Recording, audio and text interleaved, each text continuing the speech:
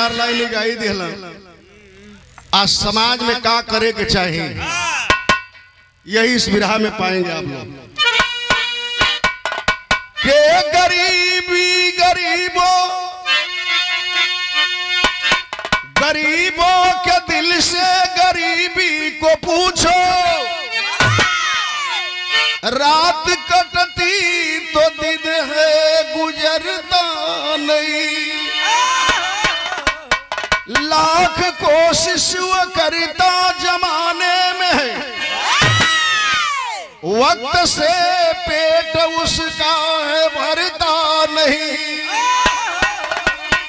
साथ देके गरीबों का देखो कभी, उसका एहसान दुनिया में मरता नहीं, जो कर्म यो धर्म पे भरोसा करे, उसका घर तो कभी भी उजड़ता नहीं।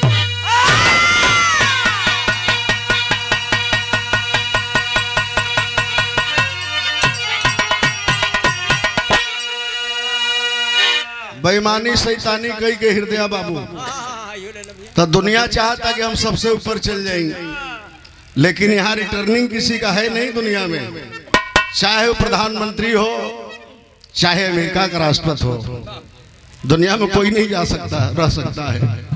एक लाइन विरहा में कव्वाली बा कैसे मास्टर?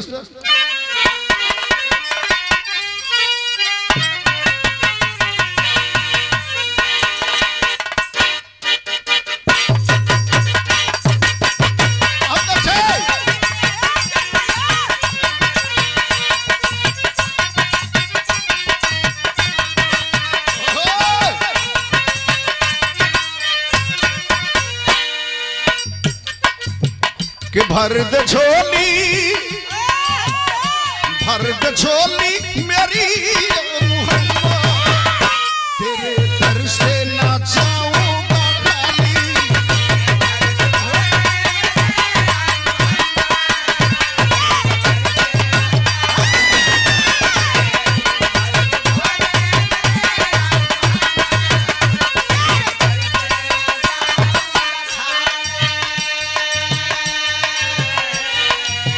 गरीबी बड़ी बाउर चीज है, लेकिन गरीब जो होता है इंसान मालिक की दी हुई चीज को अगर मान करके कि मालिक ने हमें गरीबी दिया है और बुरा काम न करे तो उससे महान कोई इंसान नहीं होता है। कैसे? जो गरीबी गले से लगा के, जो गरीबी गले से लगा के अपने कर्मों पे जग में है रोता,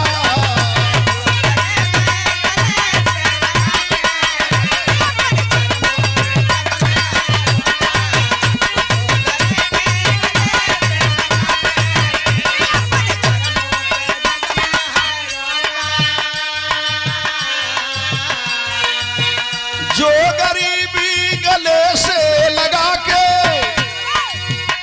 अपने कर्मों पे जग में है रोता, कर्म पे फर्ज पे वो कर्म को निभा के, फर्ज पे वो कर्म को निभा के चैन की नींद जग में ना सोता,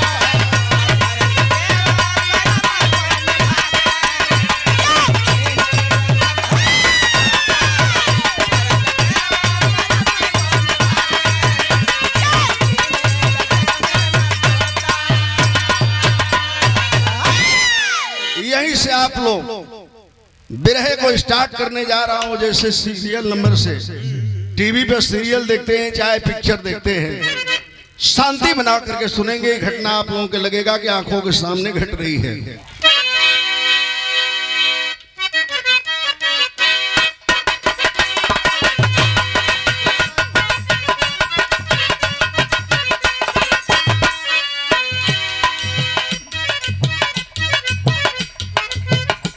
जहां में बड़े भाग्य से हंसाती जिंदगी,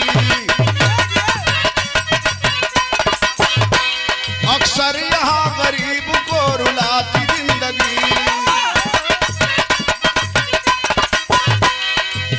मगध प्रदेश जो पटना के नाम आज बना है, लालू हरे नीतीश का साम्राज्य बना है। रणबीरपुर में यादव जहां श्याम लाल थे,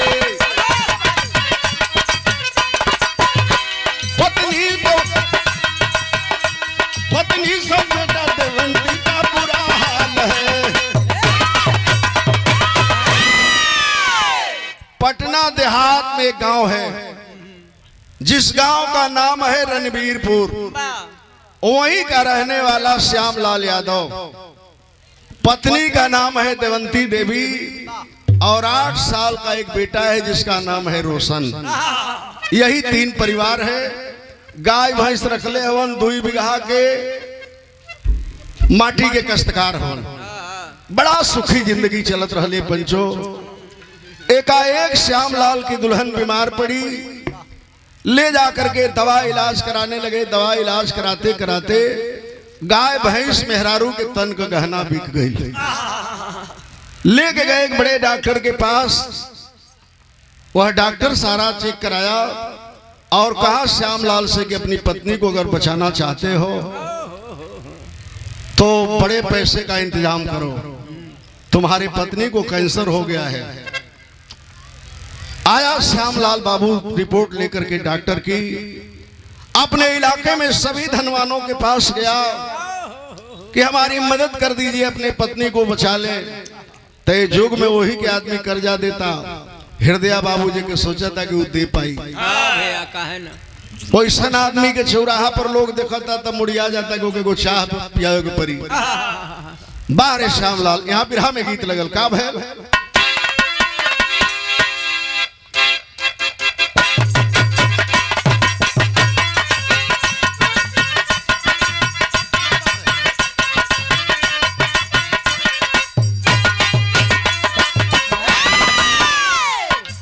पहले के गीतन में आज के गीतन में कितना अंतर हो गए।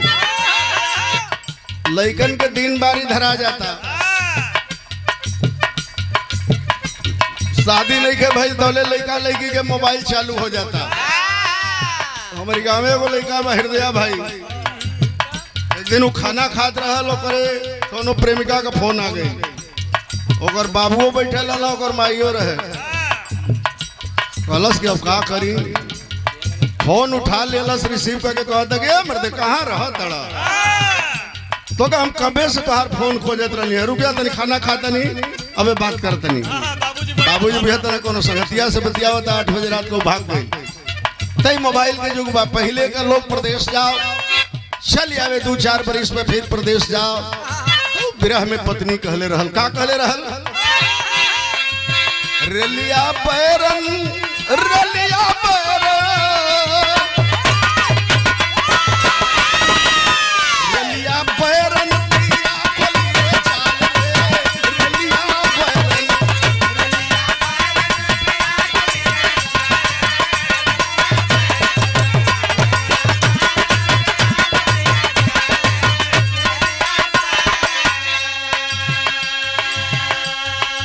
जवनी टिकटवा से हरी मोरे चाहिए।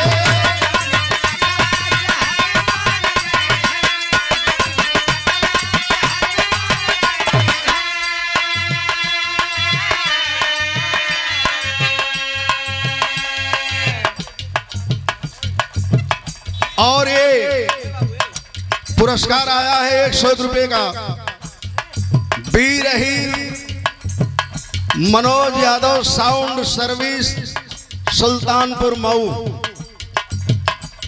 इस साउंड के सामने आज उत्तर प्रदेश में कोई साउंड नहीं है। कौशाम्बी तक इलाहाबाद तक इनका साउंड बुक होता है।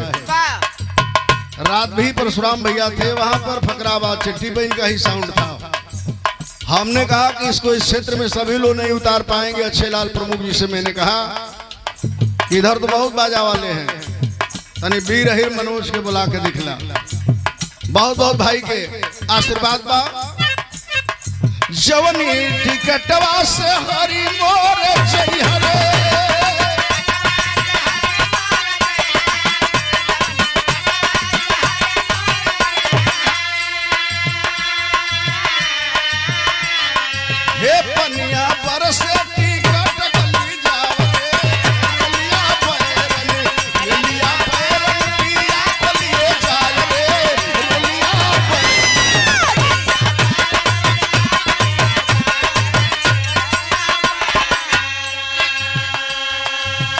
लेकिन बिरहा में कभी ये लिखलन है, वह गरीब आदमी अपने पत्नी को रिपोर्ट लेके आया जिसके पत्नी को कैंसर हो गया है। क्या सोच रहा है? केहू ना जाने, केहू ना जाने,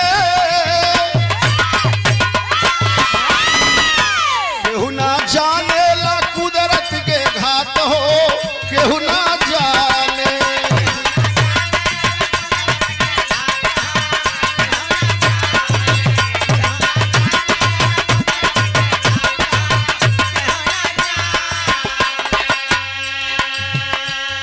कैंसर से पीड़ित देवंती गुजरिया,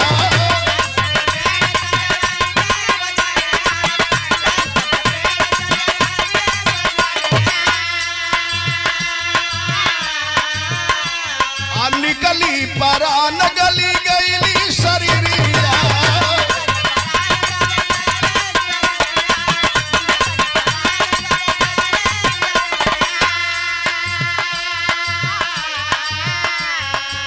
केहू ना सुने गरीबिया में बात हो, केहू ना जाने, केहू ना जाने ला कुदरत के घाट हो, केहू ना जाने।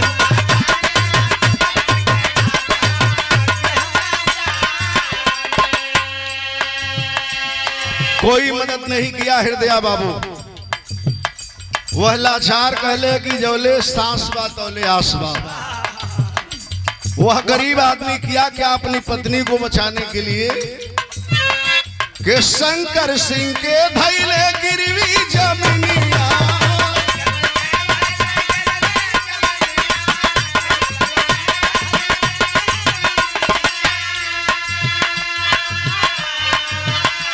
आ फिर भी बुता गईली घर के रोशनिया।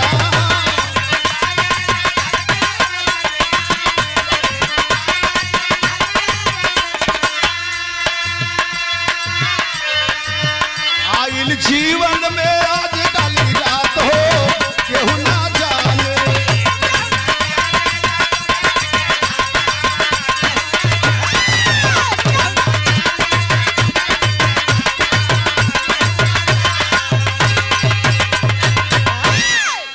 वह 2 बीघा खेत अपना बाबू शंकर सिंह को बंधक रख दिया और पटना से ट्रेन पकड़ के चल दिया एम्स में इलाज कराने दिल्ली। 7 रोज के बाद किसी तरह से अपने पत्नी को भर्ती कराया। 95,000 रुपया उसका खत्म हुआ 3 दिन के अंदर। डॉक्टर ने दवा लिख दिया। 5,000 रुपया श्यामलाल यादव के पास बचा है। कहा डॉक्टर कि अपने पत्नी को ले जाओ, दुनिया में इलाज मत कराओ। मात्र 12 से 13 दिन की मेहमान है, बचने वाली नहीं है। अपने पत्नी को गरीब आदमी लिया, ट्रेन में बैठ के आंसू बहाते हुए आया। पटना उतरा, पटना से रणबीरपुर गांव में गया। ठीक 12वें दिन उसकी पत्नी अपने 8 साल के बेटा रोशन को बुलाई और अपने पति को बुला करके अपने बेटे का हाथ अपने पति के हाथ में पकड़ाती है। कई सैया जी कबो हमरे बेटा के आंख में आंसू मत आवे दिया, ये दुनिया से हम जाते हो सैया जी। यही कह के इस दुनिया को छोड़ दी बाबू। बेटा अनाथ हो गया, माँ के लाश पे गिर के फूट फूट के रोने लगा। श्यामलाल पत्नी के लाश पे गिर के रोने लगे। धीरे धीरे गांव के लोग इकट्ठा हुए और वह गांव के लोग अब चंदा चुंदी जुटा के करना जाए तो भैया श्यामलाल मालिक के ही है मंजूर रहा। गांव के लोग ले गए, दाह संस्कार किए, काम क्रिया बीत गया। खेती बाड़ी सब बंधक है। एक वक्त के रोटी के लिए बाप बेटा मोहताज हो गए। वह 8 साल का लड़का बाबू इनके घर में उनके घर में घूम के काम करने लगा। अब 2 वक्त की रोटी का इंतजाम करने लगा। धीरे धीरे 6 महीना साल भर बीता है। एक आदमी के घर में काम कर रहा था। कहा करे पागल सुनो, अपने बाबू के ही कह देता कि 2 बीघा खेतवा बंधक रख ले हो, कोनो खेतवा पे चले नहीं बना। इंतखाब निकलवा के तोर बाबू के कह दे, कागज पत्तर सब ले जाके बैंक में और केसीसी करा के 1 लाख लोन लेके बाबू साहब के दे देता लोग खेतवा छूट जाई तो हम लोग के बाप बेटा के जिए के आधार हो जाई। और लड़का के दिमाग में बात घर कर गई। आयल घरे अपने बाबू के पैर पे गिर गई लड़का और अपने बाबू से कहा कहलस बाबू आओ।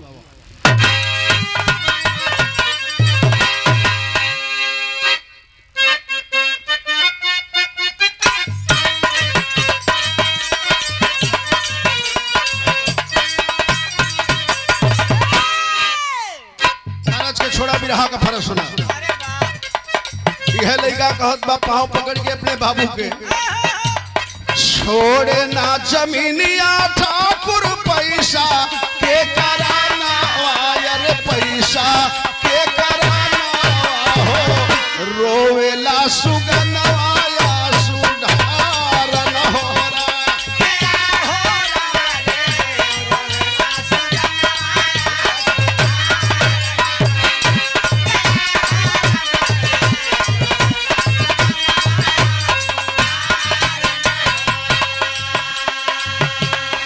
कलश के बाबू रामबली चौधरी के घरे गई ऐसे ऐसे कहलन है वो काम कर लेता, क्रेडिट बनवाला जाके लोना वा करा ले बाबू लोना वा करा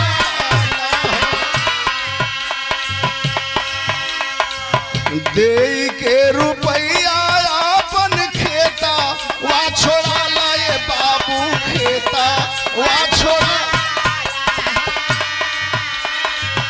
बाटे ना ठेकाना रे बाटे दूनी या बेगाना हाई दूनी या बेगाना हो, ई है बाया राजिया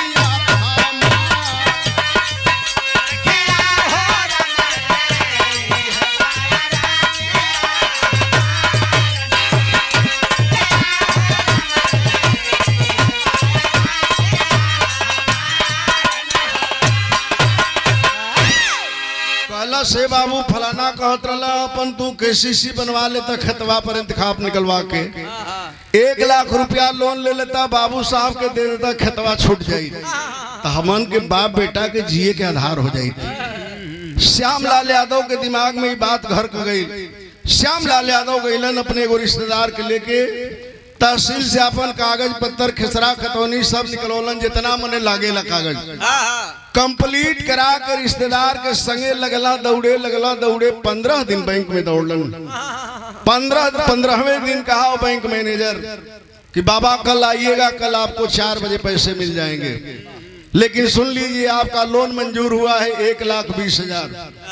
जना में 20,000 ना पे वो कमीशन में चल जाएगी। गरीब आदमी सोच गया चला हमारे 1 लाख से मतलब साहब मिल जाए कि चाहिए। आया दूसरे दिन वह गरीब आदमी जौना लोन में बैंक वाला कमीशन ले लो पैसा तो अगे 12-1 बजे ना दे सकल ना भैया। 4 बजे दिसंबर के महीने में पैसा पाया वो गरीब आदमी 1 लाख रुपया और लेके बैंक से चला है। अइला ने वो टेम्पो पकड़लन गई आगे आधा किलोमीटर वो चौराहा पर ओ या रोक के आधा घंटा ले सवारी खोजलस नहीं मिलल को सवारी कॉलस के बाबा सवारी नहीं मिलत बा हम जाई वो नहीं तो उतर के चल जा पैदल। वह गरीब आदमी उतर गया सोचलन कि काब रोड पकड़ के हाईवे जाई राय जैसे एठिया के फलाना गांव होते होते चल जाई 12-1 बजे अपनी घरे चल दिया वह बूढ़ा आदमी। लेकिन हाईवे से उतर के जब 3-4 किलोमीटर गया है तो का भइल बिरहा में गीत बदल गई। कौन गीत लगल?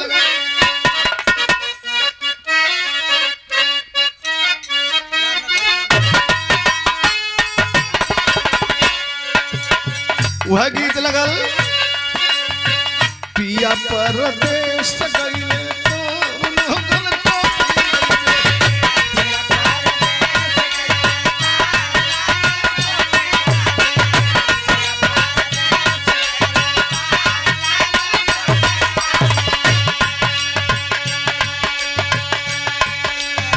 3 किलोमीटर पैदल गईलन का भैर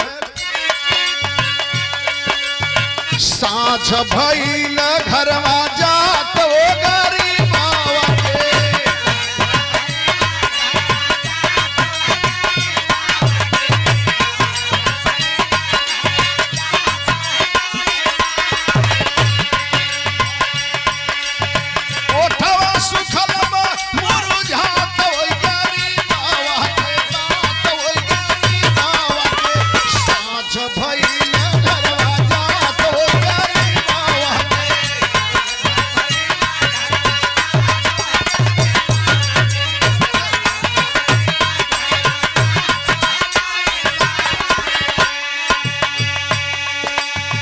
वही हाईवे से 1 लाख रुपया ले ले हवन श्यामलाल। 3 किलोमीटर आगे गईलन, एगो गांव पड़ल, गांव में का देखत हवन, राड ट्यूबलाइट जरत रहे एगो गांव में।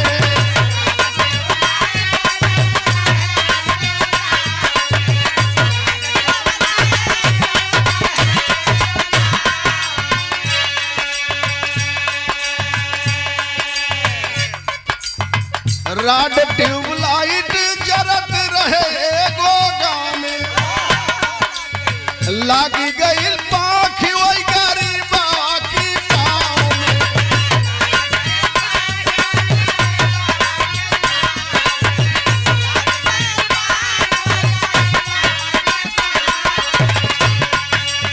रुकल बाटे वहाँ सलमा तो वही गरीबा के बाप वही गरीबा के साझ भइला घरवा जात वही गरीबा।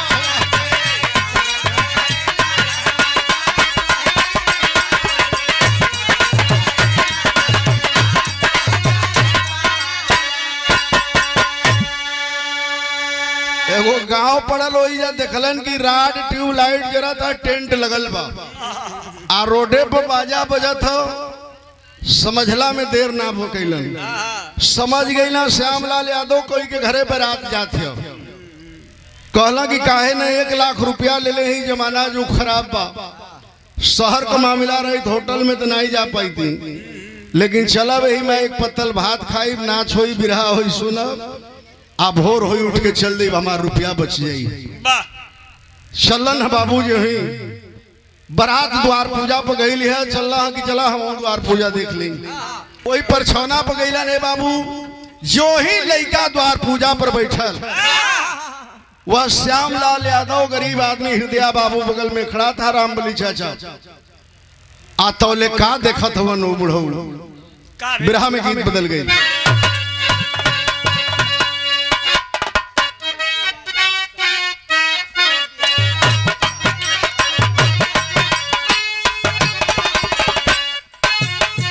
माई कहली बेटी नियरा पिया पई हो, माई कहली बेटी नियरा पिया पई हो, भैया कहली बड़ी दूर हो। माई कहली बेटी नियरा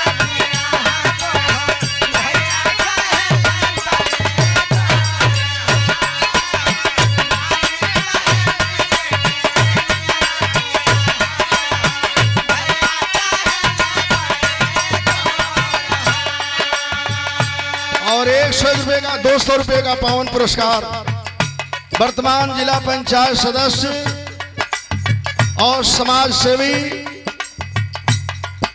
पूर्व प्रधान जनार्दन यादव जी अखोब के पावन धरती से बहुत बहुत प्रणाम बा। हाई बुढ़ऊ देखत हवन द्वार पूजा में का देखत हवन, देखल ए दुआरावा पे होता झगड़ावा हो, देखल ए दुआरावा पे होता झगड़ावा हो, मनवा में करेला विचार हो।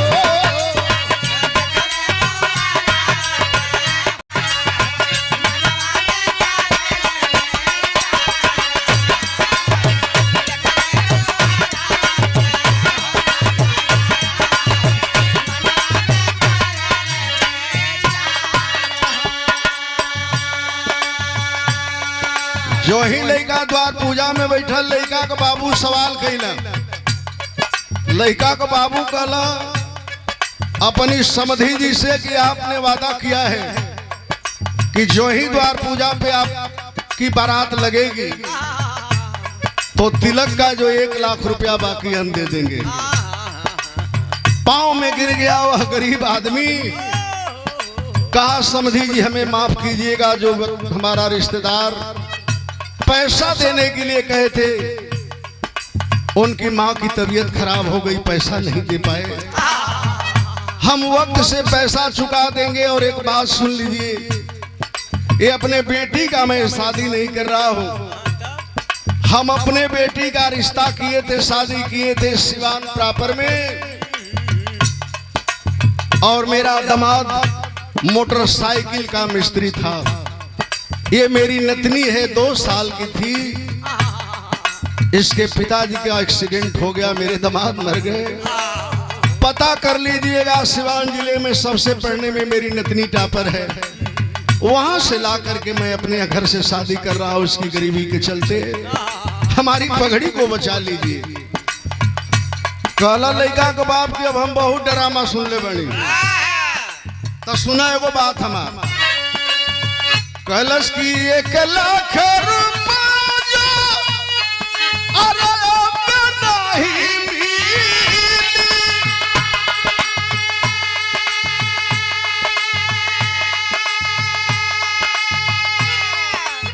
बिटिया के मंगिया ऐसे नूरवा ना खिली। कला 1 लाख रुपया अगर नहीं देंगे तो हमारी बारात वापस जाएगी, आपके दरवाजे पे शहनाई नहीं बजेगी। बेटिया वाला कैलस का हो पंचो, बिटिया लाचारी भइले पहुआ में गिरी गईले, बिटिया लाचारी भइले पहुआ में गिरी गईले। चलली बारातिया फटा हो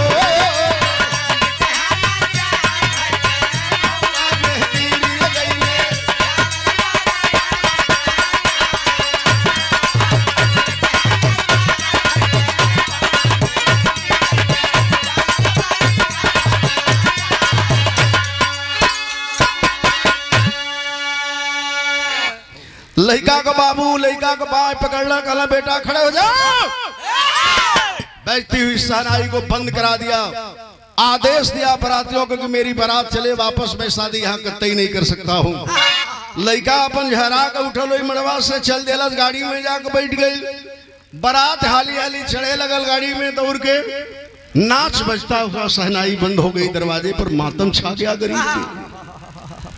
आज जब बारात जाए लगल हो पंचो, उस गरीब का कितना बड़ा दिल है, कितना बड़ा दिल है। क्या सोच रहा है वो गरीब आदमी श्यामलाल जो बगल में खड़ा था, बिरहा के शैली में कवि लिख रहे।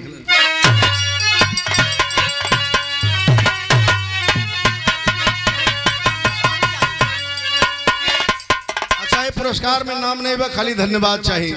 तो बाबू के देवे वाला भैया के धन्यवाद बा।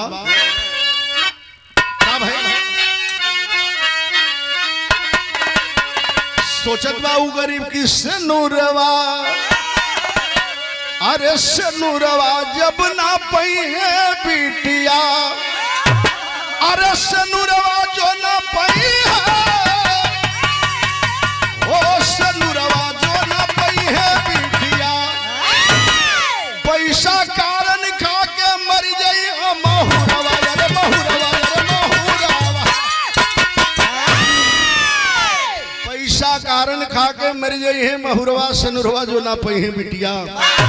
वह गरीब आदमी खड़ा है, उसकी आत्मा धिक्कार रही है कि श्यामलाल अपने आप से सवाल कर रहा है कि मालिक हमें गरीब तो बहुत बनाया है, गरीबी का कोई मेरे सीमा नहीं है मालिक, हमें कोई बेटी तूने नहीं दिया है मालिक, लेकिन इस गरीब की बेटी की अगर शादी नहीं होगी, बारात चली जाएगी मालिक, तो इस गरीब की बेटी आज जहर खा के मर जाएगी जिसके हाथों में मेहंदी सजी है। गया दौड़ते हुए श्यामलाल वो गरीब आदमी बेटा के लड़के के बाबू के बाह को पकड़ लिया, कहा कि ऐसा है 1 लाख रुपया हमें को देना था, ये पैसा आप ले लीजिए और चलिए शहनाई बजा के उस गरीब के दरवाजे पे शादी कीजिए। लड़का का बाबू जब 1 लाख पौलस तुरंते 10 मिनट में ओके मिलौलस, कलश करे भैया ठीक कैला, मौका से आ गए तो बारात हमार चल गए। शहनाई बजते हुए दोबारा आई दरवाजे पर। गांव जवार के लोग पूछे लगला, चाचा कहाँ का रहे वाला हुआ, कहाँ का रहे वाला हुआ। कल आए भैया जब नहीं कार्यक्रम बात करावल लो, हम सबके अपन पता बता दे कहाँ का रहे वाला है, पहले आगे कार्यक्रम कराओ। द्वार पूजा में लड़का बैठल, द्वार पूजा होके लगल, बारात के लोग पानी पिए लगल, बाजा बजे लगल, शादी ब्याह संपन्न होके लगल, बारात वाले खा के गईलन, टेंट में नाच शुरू हो गए। वही मैं 1,00,000 जो गरीब आदमी दिया था, थोड़ा सा भोजन करके बैठ गया। ठीक 2 बजे नाच बंद हुए। जब उस गरीब के घर से उस बेटी की विदाई होने लगी और जो ही गाड़ी के पास वो लड़की आई रोते हुए, कलश की नाना जरा उस भगवान से हमारी दीदार करा दीजिए जो 1,00,000 दे के आपकी मर्यादा को बचाए, हमारे मांग में सिंदूर दिलवाने का काम किए। गांव जवार के लोग खोजलन, लेकिन जे ही लड़की के कान में आवाज आई लुपड़ हो के का कैलन विदेशिया में कभी लिखत हुआ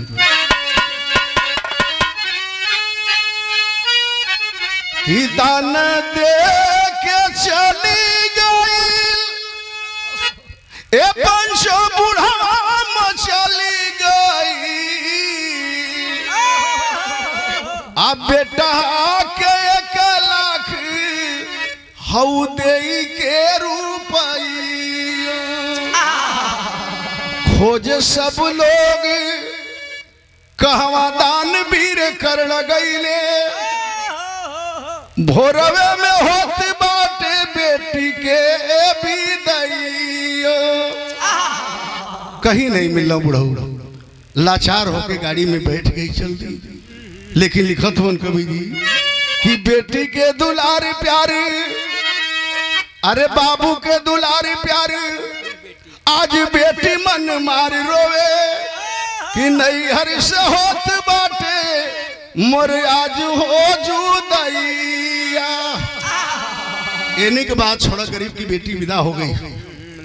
श्यामलाल जब घरे पहुंचलन 10 बजे दिन में बाबू, और जो ही जाके अपन कुर्ता खोटी पर टकलन है, 9 साल का उनका बेटा रोशन दौड़ के गया, पाकिट टोला से वो सिक्का नहीं बा। सवाल कैलस अपने बाबू से कि रोशन पूछेला कहा, अरे बैंक वाला धन बाटे अथैली में बाटे तोहरी एको ना रुपैया हो।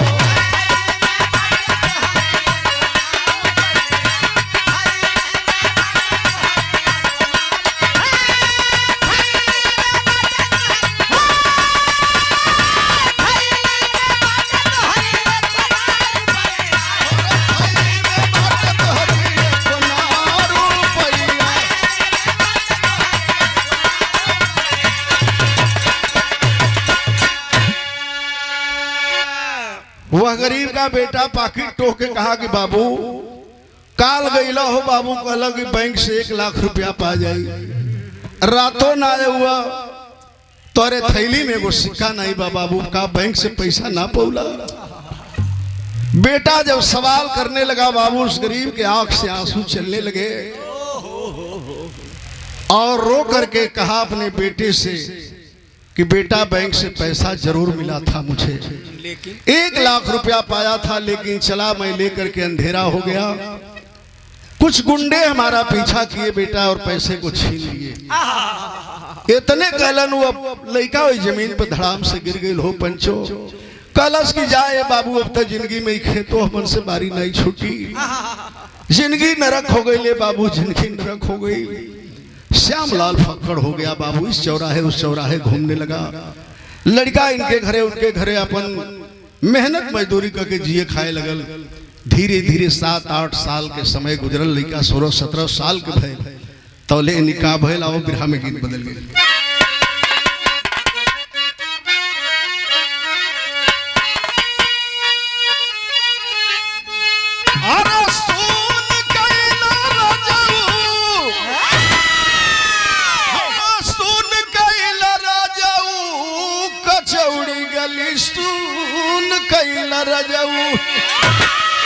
मिर्जापुर के कैला गुलजार हो चौड़ी गली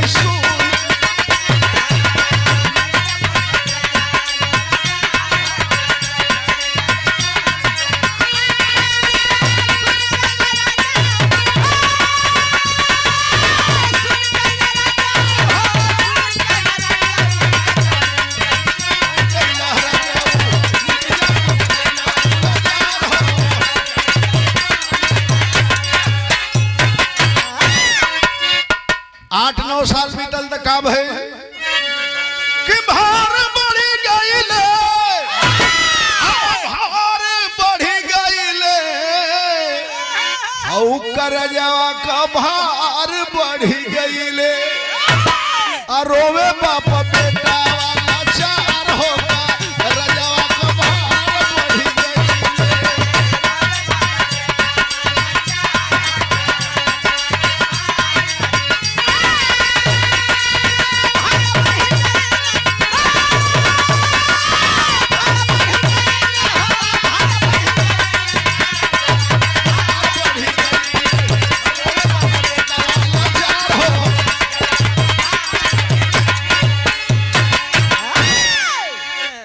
अब वो बैंक के जवन 1,20,000 रामबली चाचा जवन लोन ले रहा, अब वो ब्याज वाज जोड़ के बहुत ज्यादा पैसा हो गया। बैंक वाला दौड़े लगला, दौड़त दौड़त बैंक वाला हार गए। तो बैंक अधिकारी दुआरा से गई हारी, और पुलिस के जवान आके औ कैले गिरफ्तारी, करा जावा का भार बढ़ी गई।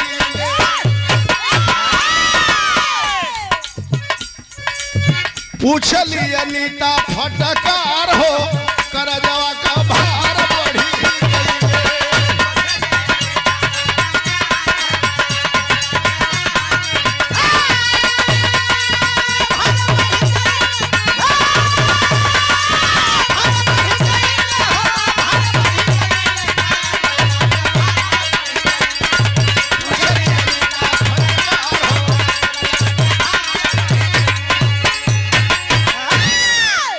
पकड़ के पुलिस के जवान लाए तहसील में, आरसी पे आरसी कटी, श्यामलाल नहीं गया।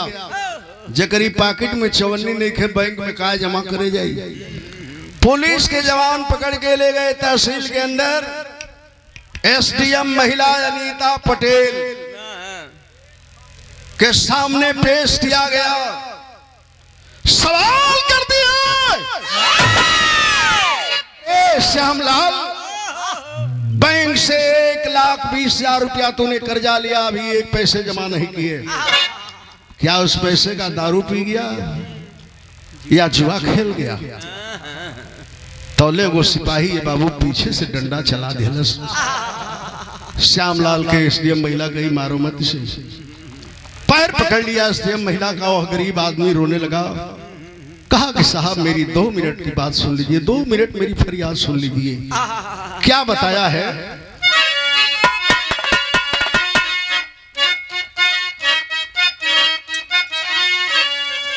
ये बहुत हमार फेवरेट धुन है, बनारस कांड में के सुन ले बोलो हृदय भैया कि यार डूबी मरबे ये रजऊ,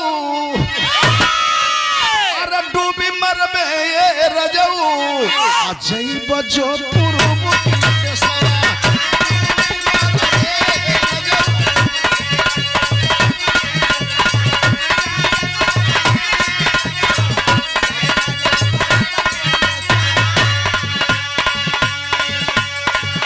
लेकिन बिरहा का बात सुना, क्या वह गरीब पैर पकड़ के एसडीएम महिला का बता रहा है।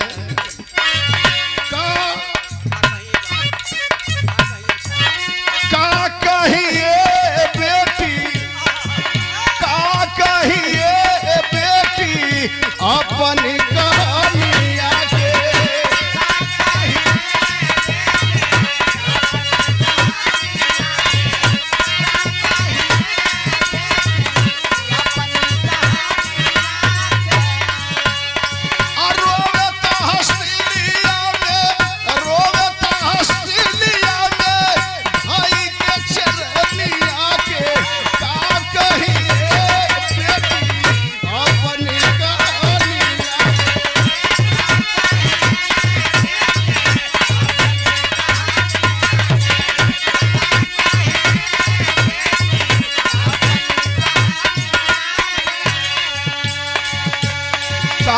बदनसीब गरीब किस्मत का मारा हुआ हूं बेटी, सुनो मेरी व्यथा जरा सुन लो।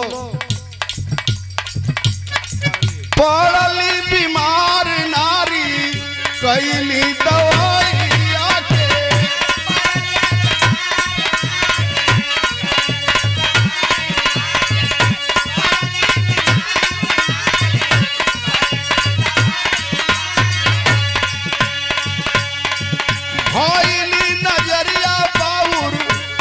हो गोसाइया के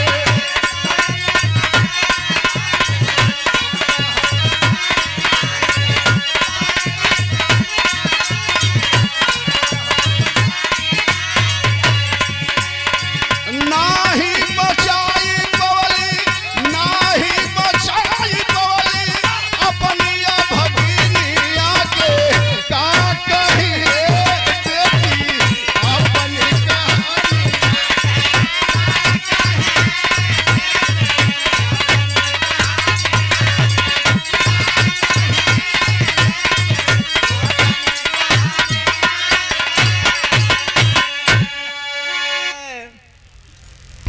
श्यामलाल पैर पकड़ लिया उस एसडीएम महिला का, कहा कि ये साहबे बेटी मेरी पत्नी बीमार हो गई, गाय भैंस सब बिक गई, मेहरारू के तन के गहना बिक गई हो बेटी।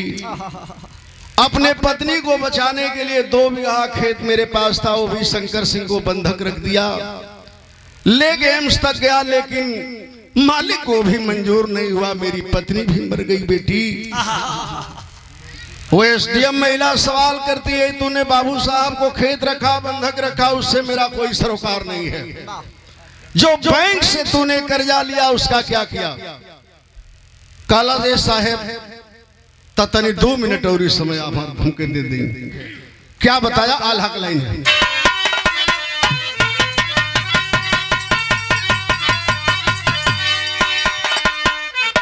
कैलस की कर्जा चुकावे बदे और लोनवा करवलिया बेटी,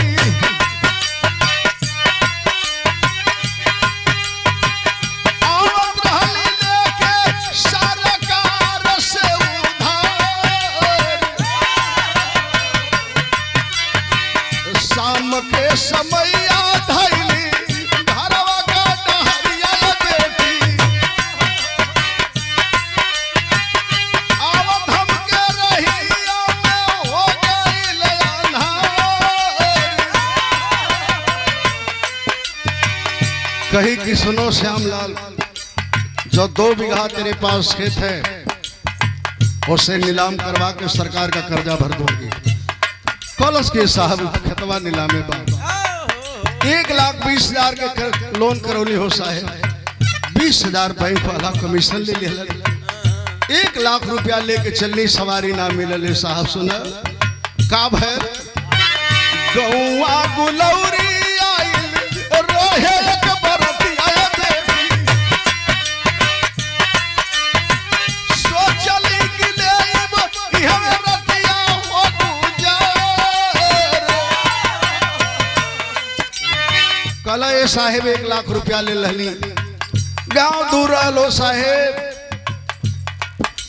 धर्मदेव पटेल के यहाँ बारात आई लहले साहेब, सोचली यही जाए पत्तल भात खा के रात बिता ले बे साहेब, लेकिन कहले कि तनी तनी द्वार पर द्वार पूजा देख ली साहब। जो ही द्वार पूजवा पर गईली हो साहेब, तौले का देखली बिटिया बेचारा तौले मरवे में रोवे लागल,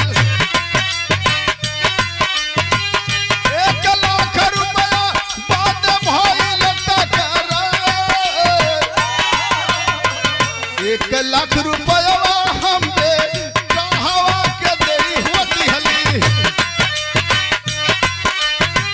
लिहली गरीब के इज्जतिया रे उबार, आज लेना जुटल 1 लाख रुपया साहेब, घूमतानी आज हम बन के कर्जदार।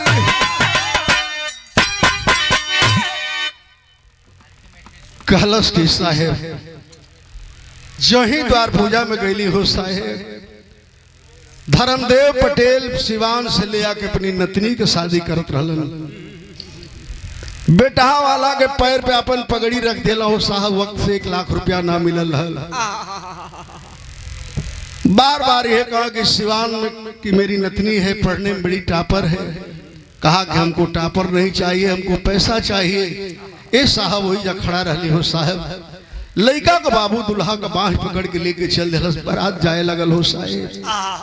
कहले मालिक गरीबी तो बहुत दिले हो, लेकिन आज एक गरीब की बेटी की आबरू के बचा ले दे साहब। पैसवा हम बेटा के दे के ओ गरीब का आबरू बचा दे। यह हमसे गलती भइल हो साहेब, न वो पैसा का हम दारू पिए लिए, न हम जुआ खेले हैं ये साहेब। और इतना ही बात जब सुनी अनीता पटेल कुर्सी पे बैठे हुए उसके आंसू से झरझर झरझर आंसू बरसने लगे। सारे सिपाही सवाल करने लगे, अरे साहेब आप रोती क्यों हैं? दौड़ के वो गरीब आदमी पैर पकड़ लिया कि साहेब कहीं मैंने कोई ऐसी बात तो नहीं कह दिया साहेब जो आपको नागवार लगी हो, हमें माफ कर दीजिएगा साहेब। आप क्यों रो रही है बेटी, क्यों रो रही है? खड़ी हुई कुर्सी से और कही कि है मालिक तेरा कितना बड़ा इंतजाम है मालिक, क्या बताती है आइए।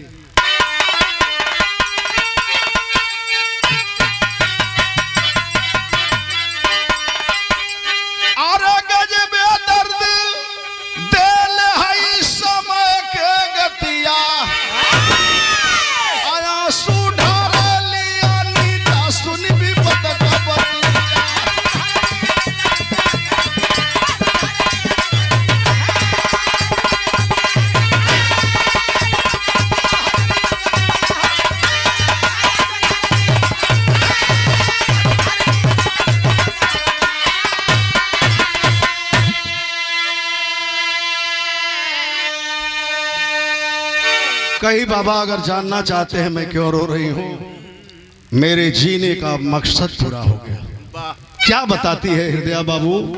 रामबली चाचा इस लाइन पर गौर करेंगे कि रोवाली अनीता आए पंचो बिहर आई के ही अरवा, काली की तुहरे पैसा से हमके मिलल से दूरावा हो।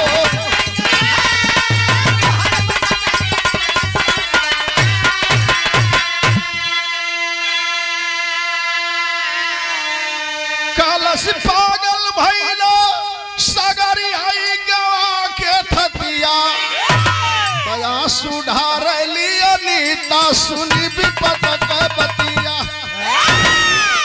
की बाबा आप इंसान नहीं भगवान है, कलयुग में मेरे नजरों में आप भगवान हैं, इसीलिए रो रही हूं कि जो आपने धर्मदेव पटेल की नतनी की शादी में पैसा दिया था गुलौरी गांव में, और दूसरा कोई नहीं, मैं ही हूं अनीता पटेल, आज एसडीएम के कुर्सी पे बैठी हूं। मेरे ही शादी में दिए थे बाबा। मेरी विदाई होने लगी, मैं बहुत तलाश कराई लेकिन आप मिले नहीं। मैं मालिक से रोज 2 घंटे ही प्रार्थना करती थी, हे मालिक मेरे जीने का मकसद तभी पूरा होगा कि इस दुनिया में उस भगवान से मेरा दीदार करा दे। बहते हुए आंसुओं को पोंछने लगी, कही बाबा रोइए मत। क्या कहती है? कहलस की रोवा जनी बाबू आया सली बापू गईली पाई, आया जिसे रोशन बा हमार सगे भाई हो।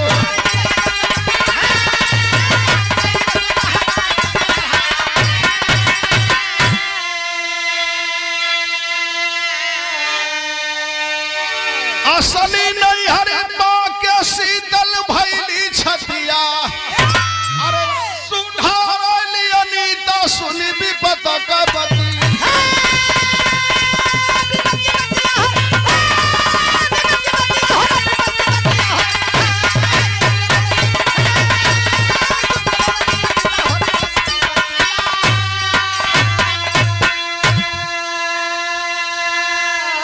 बाबा रोइए मत, मेरे पिता वो बचपन में ही मर गए जब मैं 2 साल की थी। मैं असले अपने बाप को पा गई। आज से मेरे आप सगे बाप होंगे और सगा मेरा भाई होगा रोशन। ले गई बैंक में जितना कर्जा था सब अपने पैसा देके भरवाती है। शंकर सिंह से जमीन को बंधक छुड़ाई और आज पटना में लेकर के रोशन को शिक्षा दे रही है। अपना धर्म का बाप बना करके अपने परिवार में रखी है। इसे कहते हैं इंसानियत।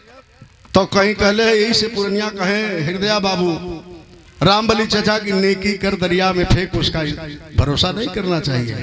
नेकी कर दो, देखने वाला ऊपर वाला है। यही से कहानी का अंत हुआ कि जय जखार स्वामी गुरु जद्दू की लहराती फुलवारी, कृषि स्नेही श्री नारायण संग मितवाया।